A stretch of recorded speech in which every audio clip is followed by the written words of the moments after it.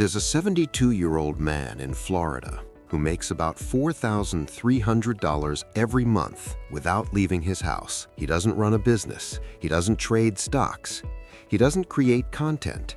He doesn't sell courses about passive income. He just owns something.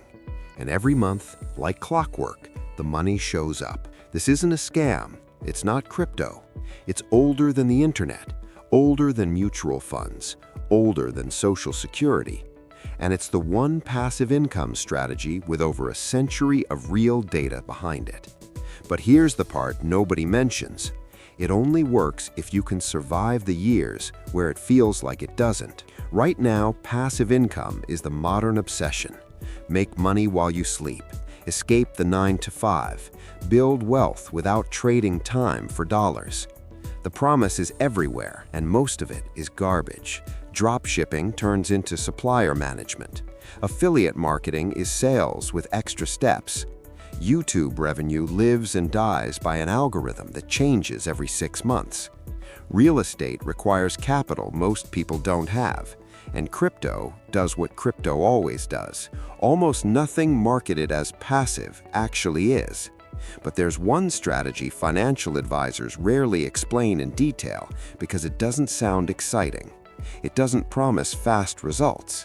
It won't make you rich this year. And it requires something most people believe they're missing: time.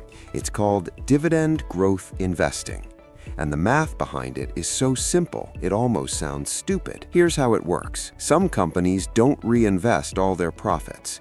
Instead, they pay part of them directly to shareholders as cash, not occasionally, not when things are perfect, every quarter, sometimes every month. Growth companies like Amazon or Tesla reinvest everything back into expansion, but mature, profitable companies, think Coca-Cola, Procter & Gamble, Johnson & Johnson, share their profits.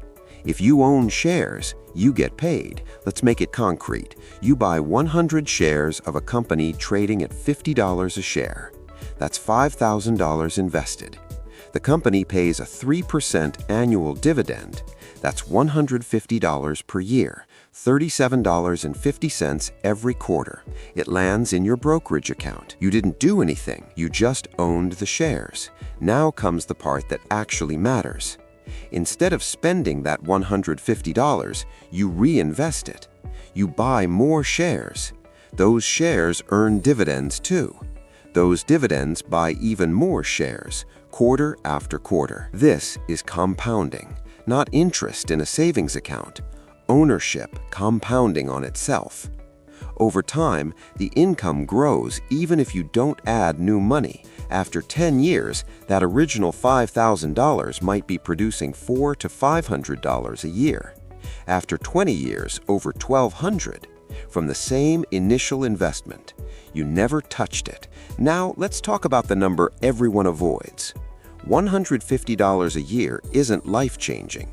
To generate $4,000 per month in dividend income, you need roughly $1.2 million invested at a 4% yield. That's the uncomfortable math. Living off dividends requires capital. There's no way around that. But here's what people miss. You don't need to start with $1.2 million. You need time and consistency. Imagine you're 30 years old. You invest $500 per month into dividend-paying stocks.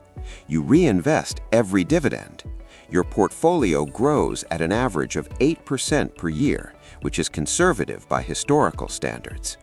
By 60, you'd have around $730,000. At a 4% yield, that's about $29,000 per year, roughly $2,400 per month. Double the contribution to $1,000 per month, and the outcome nearly doubles. No tricks, no shortcuts, just decades of boring consistency. That's why the math feels uncomfortable. It takes 30 years. It requires discipline, and it means watching your money do absolutely nothing dramatic for a very long time. Most people can't handle that. But there's another layer that makes this strategy far more powerful: dividend growth. Some companies don't just pay dividends, they raise them every single year. There's a group called Dividend Aristocrats, companies that have increased their dividend for at least 25 consecutive years. Coca-Cola has raised its dividend for over 60 years, Johnson & Johnson for more than 60, 3M for over 65. Here's why that matters. Say you invest $10,000 into a stock yielding 3%. That's $300 per year. If that company increases its dividend by 7% annually, in 10 years, your original investment is paying nearly $600 per year. That's a 6% yield on what you originally paid. In 20 years, it's over $1,100 per year. Same investment, same shares, you're getting paid every year for doing nothing. The power isn't the yield today, it's the yield 20 years from now on money you invested decades earlier. That's the hidden mechanism, and it only works if you leave it alone. Now compare this to what you see online. Monthly income screenshots, celebratory posts. I made $800 in passive income this month. What you don't see is the $200,000 sitting behind that screenshot, or the 15 years it took to build the portfolio, or the month in 2020 when dividends were cut and nobody posted anything. Dividend investing isn't glamorous. It's slow, it's quiet, and it doesn't work if you need the money in 5 years. The people who succeed treat it like plumbing. They install it, they maintain it, they forget about it. The people who fail treat it like entertainment. They check balances daily. They panic during corrections. They sell when prices are low and dividends look weak. Now let's be honest about the risks. Companies cut dividends. It happens. During the 2008 financial crisis, hundreds of companies slashed or eliminated payouts. General Electric, once considered untouchable, cut its dividend by 68%. During COVID, banks, airlines, and energy companies all reduced or suspended dividends. If your income depends on dividends and they disappear, that's a problem. There's inflation risk too. A 4% yield doesn't feel great when inflation runs at 6%. And there's sequence risk. If you retire and start living off dividends right before a major crash, you may be forced to sell shares at the worst possible time. Dividend investing works, but it's not bulletproof. Zoom out far enough, and the reason this strategy works becomes obvious. You're not speculating. You're owning real businesses that generate cash. You're not waiting for someone else to pay more later. You're getting paid to hold now. But it also assumes something deeper: a functioning economy, property rights, rule of law, companies that continue to prioritize shareholders.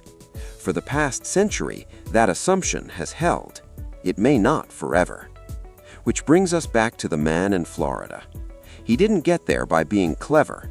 He got there by starting early and never stopping. He lived through crashes, recessions, moments when it felt like the entire system might break. And he kept reinvesting the dividends. The strategy works. It's just not designed for people who need it to work next year. So the real question isn't whether dividend investing is real.